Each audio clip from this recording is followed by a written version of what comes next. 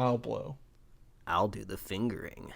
Oh, God. It's not a bird, it's not a plane, it's Superhero Slate. It's a modern podcast where we talk about everything that's great, like movies, TV, superheroes. It's Superhero Slate. Oh, yeah. Hello, everyone, and welcome to Superhero Slate, the show where we run down the latest superhero entertainment news. We love TV, movies, and superheroes, so let's talk it all out. My name is Chris Dillard. And my name's Mike Royer. And this is our surprise spoilercast for Alien Covenant. Surprise, surprise. We went and saw this movie not on Thursday night releases, which I think is when we try to go to most of these movies. Yeah, I think we both casually saw this on a Saturday, right? Saturday afternoon, yeah. Walk in while it's daylight, walk out, still daylight. One of those movies. Casual viewing experience. Yeah, and we definitely did not announce this last week. I mean, I think we talked about it, but it's a running joke in the show. If you listen to the regular episodes, where I try to confuse Mike even more, where these alien movies all line up. He got so flustered before we started the show, he messed up our intro on this. The timeline is really boiling like his blood right now. He doesn't know what's happening. Well, no, it's boiling the android milk inside of me. So I'm slowly turning into cream or whatever happens to milk when you boil it. I don't really know, man.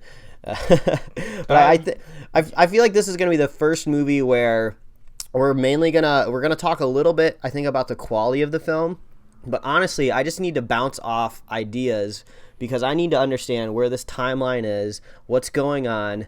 There's so many different ways you can make aliens now, and it's just really confusing. So we're gonna hash this out. We're gonna figure it out. We're gonna try to get to some sort of point in this where we can figure out that the next alien movie is gonna make any sense. Because what's the next one called? Alien. There's no official name. It's not. I think you just take the name Alien out of this franchise and just call it whatever he wants. This one was originally called Prometheus, or not Prometheus, Paradise Lost. No. But he's been naming them after the ships. Prometheus was a ship. Covenant was the ship. So I think the third one will be the ship again. All right, gotcha. Just for in Alien, the ship was not called Alien. So for those who might be confused by that, so Alien. So this is obviously the spoiler cast. So if you haven't seen the movie yet, be prepared. But I think this might be kind of one of those franchises where some people just don't even care if they get spoiled too much. Because just for the record, I haven't seen Alien 3 or 4.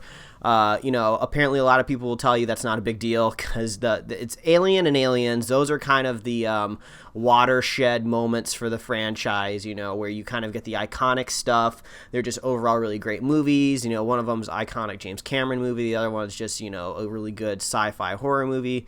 Ridley Scott, kind of classic filmmaking right there. Like 79, kind of old, depending on where you consider old movies cutting off. So, Chris, I have no idea what you think about this movie, so let's talk about it. To be straight up honest, forgettable. I'm sitting here trying to remember what I saw yesterday, and I'm like, I don't really remember too much. I did at least, and you did too. We watched Prometheus this week beforehand to get ready for this, and I think this is a good sequel to that. It does follow up well with Prometheus, but on the whole, my take going forward is alien movies are no longer about the aliens. They're actually more about the androids.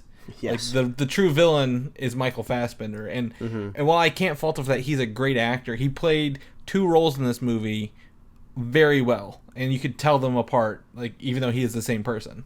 I think he did a great job. I just think the title Alien is no longer applicable to what's going on here. So other than that, I mean, I didn't hate it. I just kind of meh. I'm glad it does not play out the same way the trailers present it. They present like, oh, they land on the planet, they find the aliens, they get infected like Prometheus did. That's how the trailer looks like, but in the actual movie it doesn't happen like that hardly at all. So I was pleasantly surprised to see the trail of events unfold differently. So that's my take on it, Mike. What about you? Well, I think the best way to sum it up is when the credits start to roll, usually what I do is I pop open my phone and I Google real quick if there's an end credit scene, because I need to know if I need to stick around.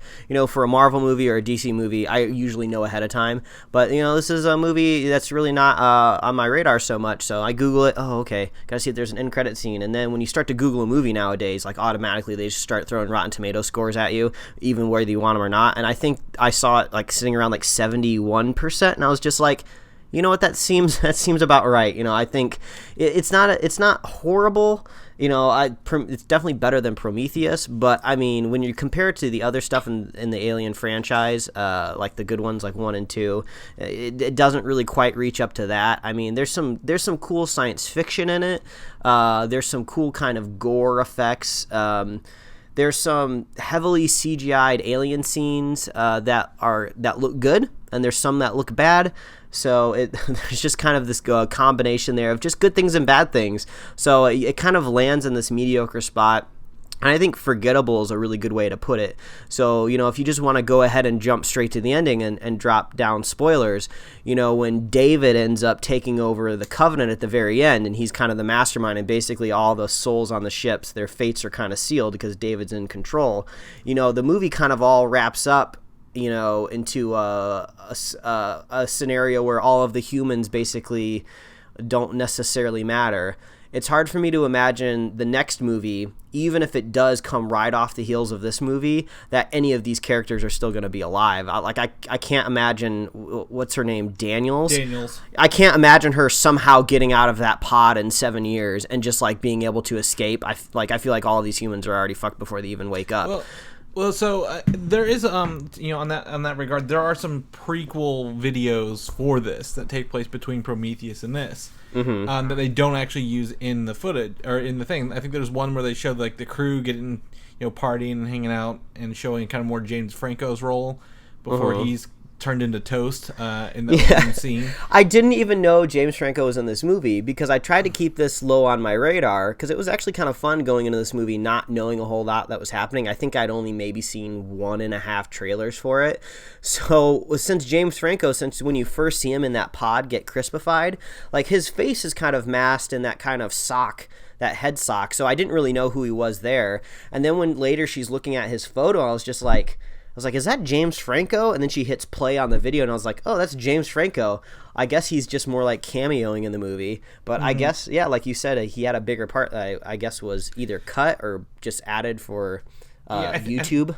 I think it was cut, and then they just turned out like the bigger scenes into something different because there's scenes filmed with Noomi Rapace. I don't know how to say her name. I think it's Rapace. Yeah, who was Shaw in Prometheus, showing what happened immediately after Prometheus. That she rebuilt David back, and like, oh really? They were flying the ship, yeah, and it ends with her going into a sleep pod, and geez. David's like, "I'll wake you, whenever we get there at the engineer's world." Well, he gets to the engineer's world, and what do we see in the movie? He destroys them all. All of this would have been nice to see in the movie. I had no idea all of this like really important plot elements were just uploaded to YouTube. Yeah, and then then we get to see Shaw's final fate is that she was dissected, and she was flayed on the table. Yeah, so even so, to go along with your point, was saying like even if Tennessee and Daniels are in that pod, David's on the ship, and he's not afraid to kill people in their pods and experiment on them. Yeah, but it was kind of weird because it did kind of make the movie feel a little bit more kind of like a horror movie or a scary movie because that's kind of like the iconic way to end those types of films, where at the very end you think your hero's safe, and then right before the credits roll you find out they're in mortal danger, and it's always left on a cliffhanger. That's usually how those scary movies work. So that I guess that kind of fit, if Ridley Scott was trying to maybe go back to the classic kind of like thriller sci-fi horror mashup. So maybe that ending did please some people, but the whole surprise I think was pretty obvious when you don't show the other android, the Southern Texas android or whatever his name was. David and Walter. Yeah, Walter. When you don't show Walter obviously killing David, and you see him, the last basically thing you see is him looking at that knife, it's obvious that he's still alive, and they look the same. I mean, I kind of saw that happening before it was even set up. You're like, oh, you have two characters that look identical. One of them's good, one of them's bad. There's obviously going to be a switch-up moment at some point in this movie. They show Walter has the ability to regenerate himself. Like, his skin, like, after he was quote-unquote killed by David the first time, with, like, when he takes the recorder and shoves it through his neck, and then he's, like, you see his skin regenerating back, but then whenever David, whoever the bad one is, takes his place, his skin on his face isn't healing. So that's what did it for me. I'm like, they telegraphed this, like, 15 minutes before the movie ended. Yeah, and it you could kind of just see it coming, so that's not a big deal. But the thing, okay, I'll go ahead and I'll talk about the things I liked about the movie, because the like I said, the most of the stuff I want to talk about I have so many questions. So I did kind of like the cool gore effects, because it really made it feel like I'm back in a rated R adult movie. You know, we've seen chest bursters now in the original movies, so now we get to see like back bursters, we see mouth bursters. We get to kind of see these aliens get really savage when they're kind of running through the grass, a la Jurassic Park. And he whips that dude in the face with his tail. You know, there's cool parts in this movie. So, you know, they're having fun with the idea of these aliens kind of really being savage. One of them gets punched in the face. Well, and they're exactly like, they're not the normal xenomorphs we're used to, because David has been there experimenting on them. So, like, these little spores or whatever are creating aliens we've never seen who can do all this stuff. Because usually when they're born, they don't have their arms. They're just little snake dudes. So to see these come out like legs, arms, and tail, like, oh, okay, they can hold their own against these guns or whatever. So, So, you know, those parts are pretty cool, but, you know, they kind of fell into a little bit of the trappings of Prometheus, where basically these humans that are supposed to be scientists are pretty stupid. You know, why are there no better protocols when landing on a planet you've literally never scanned before or didn't even know was there? Like, really, you're going to walk around without helmets? You know, a lot of this catastrophe could have been averted if you guys didn't breathe in these spores or let them fly into your ears. You know, and then, like, it's really hard to believe that this giant Covenant ship that's carrying, 2,000 people plus crew, it's hard to imagine that they only have one lander for a planet. I was expecting for them to at least have two. Like, they really are going to let it all ride on one lander's ability. Have we not learned anything from the Titanic? You need to have lifeboats. Yeah, like, there's got to be some sort of lifeboat there. So I was just kind of like, oh, whatever, I guess we just got to, let that pass. And then, like, why couldn't they just wait for the storm to subside before they landed? Everyone was just such in a rush to colonize this planet. And, obviously I could imagine a character who could be really impatient in doing that, but they never really set up this interim captain, that kind of a ye of little faith guy. I couldn't just imagine him just rushing to the point, because he did seem very pragmatic at the very beginning of the movie. He was just like, hey, guess what? We don't have time to mourn for our James Franco. We need to get up on this stuff. We need to get it all fixed. We got to be ready to go. We got to keep all these people on this ship safe. Then all of a sudden he's just like, oh, mysterious planet? Yeah, let's just go ahead and drop down on there. Let's just go take a look. It's just like the whole conceit for them being on the planet is a little weird. So these are all the things that are keeping the movie from being kind of something more memorable and special. If I've learned anything, I mean, so the whole trailer puts like, oh, okay, this is a crew made of couples. All right, I didn't get that vibe hardly at all. They didn't really build those relationships up enough to be like, okay, they are couples. They're all married. They're all whatever. A bunch of people just kind of, like, the military people, the security people just kind of died pretty quick. But I mean, to me, I think that's another thing. If we've learned anything, like I said, don't have feelings towards people who are on the crew, because you're going to make stupid decisions like flying your ship too close to a storm. Yeah. And all that. So, to me, I mean, I think I enjoyed the Guy Pearce reprising his role at the beginning, opening up, watching the building of David, so to speak. That is kind of... I just want to talk about that for a second, because Prometheus was railed on a lot for Guy Pearce being an old guy makeup, which didn't look good, and it was really awkward for a young guy to be playing just an old man. It's just like we could have just shown you should have just cast an old guy. But then when you kind of get to see him basically de-aged a little bit in the sequel, I was like, okay, well, I kind of see maybe where Ridley Scott was going here. So that was kind of interesting, but it still didn't save the stuff that happened in Prometheus. Oh, I mean, yeah, I mean, we just got to push Prometheus off the table, Mike. We just got to get that out of our heads. Because I mean, this one I think does try to make up for it. It's better. It's a more competent film.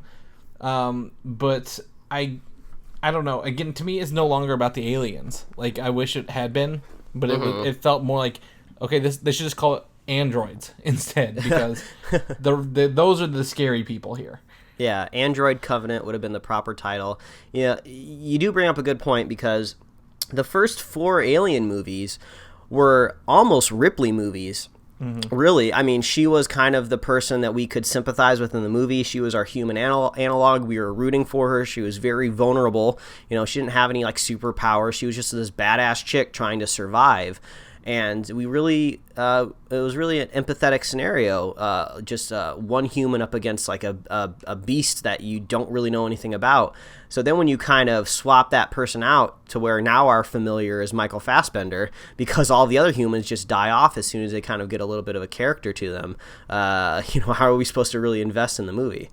Yeah, exactly. Like, I mean, they showed that they were going to kill off the girl from the first one, Elizabeth Shaw. She's not our character to hold on to. They've now put Daniels in mortal peril. We don't think she's going to make it to the next one. If she does, if she does due to like the ship crashing or burning or something, and kind of like the other Alien movies did, like she woke up in a pod because it's Ripley. I'll be impressed. But I mean, the next one's got to back us up into Alien 1. Somehow. Yes. And I think that is a great jumping off point, because now I really need to figure out what's going on here. Yeah, so you sent me a link to the timeline here, and it shows quickly that the Prometheus landed on the first world in 2093. This takes place 10 supposed Earth years later, I guess 2103. And then we have to somehow the next one will take place somewhere between 2103 and 2137. Yeah, so, and who knows what's going to happen there, because at the end of the movie, they did make a point to say that David's message saying the crew died in like a solar flare would take like a year and a half to make it to Earth. So that does kind of seem convenient for like 2019 movie release for the next movie, if they're trying to space it out like that. I don't know if that year has been announced it's yet. It's about 3 years, they said. Yeah. So it'll be 2020. Okay, so either way, so what I want to talk about here is I got to make sense of this movie, and I got to make sense of all these different types of aliens now, because now there are so many different ways to make aliens. If we go back to the roots of the Alien franchise, it was very, very simple. All we knew is that there was some sort of giant alien race out there that were really, really tall. Basically commonly called like the space jockey. We didn't even know what they looked like. They were in that kind of organic spacesuit, so we never even saw them. But we just assumed that they were carrying around these egg type of aliens. And for all we knew, maybe that was them. That could have been them in those eggs. Maybe that's like just part of them, and when they put the suit on, they look a little bit more human. Who knows? Maybe it could have been animals from their planet that they were transporting. Or what we end up finding out is they're actually like kind of like bioengineered weapons that they sick on planets, I guess. But all we know is that the aliens are confined to one egg. Well, as we go through like Prometheus in this movie, we found out there's tons of ways to skin a cat. There's tons of different ways to make an alien. You could inhale a spore. The spore could get underneath your skin through your ear. Some sort of porous area on your skin can make you into an alien, or an alien bursted out of you. There could be a face hugger that hugs your face and goes down your throat. That's a way to make an alien. You could drink like the black goo that David puts in that champagne or liquor in Prometheus. That's a way to make an alien, but technically that's not how you make an alien, because you have to have sex with somebody and impregnate them. That's how you make the alien. Because I believe the guy who drank the black goo in Prometheus in that drink. I think he just ended up like dying or like decomposing, like they lit him on fire or something. So who knows if there was even an alien in him or if he was just going to be one of those zombies. So there's so many different ways that you can be impregnated by an alien. It's just really confusing. And then I guess David can also genetically engineer them, so he doesn't necessarily need a host. But then there's also people that are saying that in the Aliens movie, this is a James Cameron movie, if an alien latches onto a dog, you can kind of have this dog xenomorph hybrid, and that's why they were running on all fours maybe in that movie. So it's just so crazy how much it's spiraled out that it's really hard to understand the rules kind of these bad guys that the whole franchise is named after, you know? So I'm going to break it down for you because I've been looking into this either because I'm not precious on the Alien franchise. It doesn't matter to me. Mm-hmm. I didn't care about it growing up. So what you get is this black goo, this biochemical matter that reacts to living life. And we were introduced to this in Prometheus. Mm-hmm. They walk in, and then there's these pods, but they're dry pods at the beginning of Prometheus. And then as the humans get closer, they start kind of like, it looks like they're condensating and melting a little bit. Those were you're talking about those urn vases type things, right? Yes, that had like the black goo on top of it. Gotcha. That David's messing with. Mm-hmm. So that is technically a substance, this biological weapon that mutates life. That transforms them into these creatures and mutates things. So in Prometheus, there are these native little like kind of look like earthworms on the ground whenever they're walking over the planet. Mm-hmm. I don't know if you noticed they did a close up of the worms at one point. Oh, okay. And then when the black goo melts out of the stuff because the humans open up the chamber, those little worms become the little space snake that goes down the guy's throat. Okay. And kills him. Uh-huh. And so it's technically the alien itself is not an alien. It's just this goo evolving based on whatever form it has touched last. Because it does take on the traits. So in later on, the black goo goes into Shaw's, I guess, husband, boyfriend, whatever. Mm-hmm. And it starts evolving in him, and it creates like this little, it looks like a little bitty, like slender octopus looking thing. So when he has, sex with Shaw, it's passed on to her. He doesn't impregnate her with alien DNA, it's just passed into her. And that's where it grows. Yeah, I mean, I guess. I mean, there's no guessing. This is facts, Mike. You don't have to accept it. This is what's really happening. Well, the one thing I really wanted to zero in on, because the cool thing I did like in the movie was how we did circle back around to the eggs and the face hugger. It was kind of interesting to kind of see that scene, I guess, almost updated, to kind of see it with like newer special effects and a higher budget. We're like, oh, cool, this is kind of what we want. This is kind of the nostalgia portion where you get to go back to the old classic face hugger. Because like when he walked down into that room, very idiotically following David, the evil android, and he's just like, yeah, go ahead and look deep into that egg. That was the dumbest thing ever. But it was kind of cool to see the eggs again. So I'm trying to figure out the freaking origins of these eggs now. So it's stated that David was kind of engineering and splicing these. So did David create the egg out of basically nowhere? Is David the architect of the egg? And if it's a face hugger, does that mean that was mutated from another life? Because if you said those snake things were made from like alien earthworms, does that mean this is like some sort of cave spider that he morphed into a face hugger? So they they take on the I guess these squid looking face hugger deals that we kind of saw at the end of Prometheus. He had Shaw's body there, and he experimented on the black goo with the human DNA, and it created that face hugger and those eggs. Is kind of where we're led to that at. Yeah, and then I guess if we're trying to connect this to Alien, I guess this is the big question: is David gonna create his basically magnum opus, and is he gonna create the Alien Queen? Because that's kind of, I guess, where it's leading, because the Alien Queen makes the eggs, like the whole eggs, like she lays them, and kind of the face hugger is the kind of start of the classic xenomorph that we see in the Alien movies that we all grown to love because it's the iconic look. So I guess maybe that's where they're gonna lead to. But does that mean Michael Fassbender is coming back for the next Alien movie? And does that mean it has to be we're following David again? So now like it is almost just like we've swapped out Ripley for David.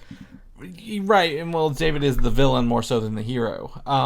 So the thing with Alien is they find what you said, the space jockey in the spaceship. David didn't leave in that spaceship. He left in a human spaceship.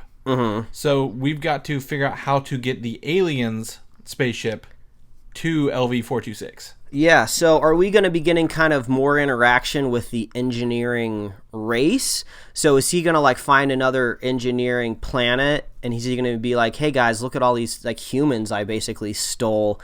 Maybe I can parlay these humans with you and I can show you guys how to make a better alien. And she can poop out eggs and go ahead and throw that in a ship and how about accidentally crash on LV was like 426 or what, and it just seems very convoluted to get to that point. Well, I mean, you're making it up as you go here because he doesn't want the engineers. He killed all the engineers on their home world.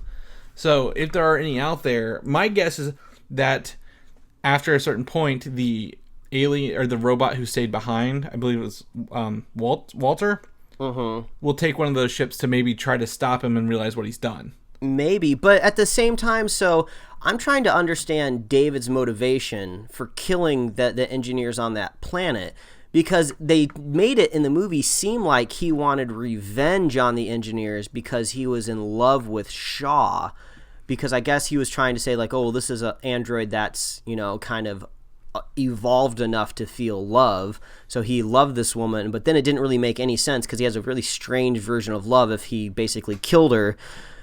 Because I guess and his real motivation was he wanted to create life. That was kind of what he wanted to do. He's just like, since I can't be alive, I'm going to create my own life. So I guess getting the engineers out of the way was part of that. Well, no, it's not that. It's more of the whenever he was created by Guy Pearce. That's the opening intro's about. That he's like, I created you, so you are like you are subservient to me. But David, since he was the first one, he had more free thinking, and he's like, well, I'm going to outlive you, so why should I serve you? Yeah, so I guess he loves killing and loves creating his own life. And then I was really confused. So just before we started recording this podcast, we were talking a little bit about the flashback scene when David does make it to the engineering planet and he kills them all. I thought that was kind of neat to see just because I had no idea it was coming up. Apparently, I guess if you watched TV spots or clips that they were putting online, you could have seen that coming up. But I didn't know that, so that was kind of cool. But what didn't make any sense is when he drops all of those vases, the biochemical black goo or whatever, on the engineers, they start to die right away. And then, correct me if I'm wrong, but xenomorphs, or at least some sort of creature, started to emerge out of the engineers, right? It depends on the black goo reacts differently. Because I feel like I saw that in that giant montage where everyone was running away and dying. I swear I saw like tendrils and arms and limbs like popping out of these engineers. So I was under the impression that this planet was now just like full of xenomorphs all over the globe, and that was not the case. It was basically like a dead planet. So I was like, well, where'd all these xenomorphs go? So if you put the black goo on a engineer, it doesn't become a xenomorph, because we saw that happen at the end of Prometheus. Well, that wasn't black goo on that. He was infected with the alien at that point, not the goo. Oh man, it's so confusing. But at the beginning of Prometheus, he drank the thing drank the goo and gave birth to life on the Earth. See, I thought I don't think the goo interacts the same with engineers as it does with every other life form. See, but I was almost under the impression that there's two different types of black goo almost now. Like the thing that he drank at the beginning of Prometheus almost looked like some sort of weird congealed black tar goopy stuff, and when he drank it, he basically decellularized and like seeded the planet with his DNA. I guess possibly it's the same black goo. I don't know. Basically, Ridley Scott's not making this easy. If I have to go find like timelines and explainer videos, and I have to like sit down on a mic and record my thoughts to get this movie settled, like that's not good storytelling. It's interesting to a point to where you can sit down and dissect it, but this is not simple. This could be more streamlined. I mean, it definitely could. I mean, I like Ridley Scott's world building. I like the idea, like the alien universe that it exists in is not cut and dry. There's not just this one creature that runs around. That there can be all sorts of things because it's life and it's evolving on its own terms as well. Again, Prometheus to me, I don't mind it, but once I started digging into like the deleted scenes and stuff that they haven't really said, and some other I guess some books, that became much clearer. And this one I think is a step above that, but it still relies too much on that, I guess, Prometheus stuff that happens. So to me, I mean, I get it. I got a lot more once I realized that the black goo isn't just an alien. That's not what the aliens start out. That it's just evolving the life into whatever it needs. But whenever it does attack the planet, they all disintegrate from it. And I think what you saw was the black goo attacking and disintegrating arms, not creating.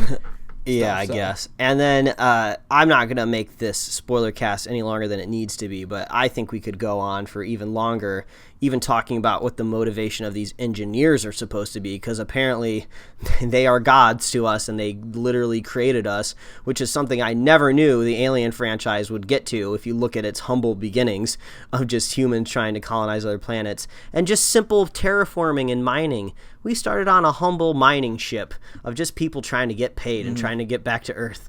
And then it spiraled out to this. I think the only other thing I really wanted to talk about, which just kind of bugged me a little bit, was when we finally got to see the iconic chest bursting scene happen again. I was kind of happy to see part of that was practical. Like when they were showing that captain, his shirt moving up and down, it really looked like a practical effect, not just like, CG moving his shirt around with a cloth simulation or something like that. But it really bugged me that when the chest burster came out, it wasn't that iconic larval kind of chest burster with the hands. It was literally looked like they took a xenomorph in Photoshop, scaled him down, and just placed him on top of his chest. I was just like, oh, come on. This would have been an awesome chance to harken back to the larval kind of alien that we saw burst out in the first movie. And the really kind of cool part about it would have been that they could have made it look kind of cool, because I mean, it looks kind of goofy in the original movie because it literally looks like something molded on the end of a stick. It's just kind of looked like someone's wiggling a broom underneath the table to make it move. And I was like, oh, that kind of could have been a cool opportunity to show like maybe what it could have looked like with full CG. But no, they just have this really just tiny looking xenomorph with these like super microscopic sharp teeth, and he's just like, and I was just like, oh god, that just looked really bad. So I was just like, you had me at this chest bursting scene until I actually saw what came out. So that was then kind of they wouldn't have the room for the next one. Like you'd already have your connection to Alien there. So this is David's, again, his masterpiece. He was able to create these aliens, and then when they were killed at the end, he was like disenfranchised until he realized he had a ship of 2,000 people to experiment on again in two small larval forms. So it's going to evolve. We're going to see more evolutions probably going forward. These were called what? Neomorphs. In this I have no idea. the white faced ones at the beginning were neomorphs that had their face was like they had the long back pointy head, but they had like a hole for a mouth. Yeah, those were pretty cool. Like I said, like I enjoyed kind of the design overall of these new aliens. It was kind of cool. There were some creepy, scary parts. I have to say I enjoyed the inclusion of alien vision to see what they look like for one. Yeah, that was kind of interesting. There was also a cool like little shot where David was following the xenomorph around the ship through the monitors, and there was a kind of cool scene where it ran up to the ladder and then it walked down the ladder upside down. I was like, oh, that's kind of cool, because we never really got to see the alien traverse through the ship before. So there's some cool, nifty additions to the Alien universe. There's some bad additions to the universe. There's some confusing additions. There's more dumb humans. There's more throwaway humans. There's kind of some cool alien stuff going on here.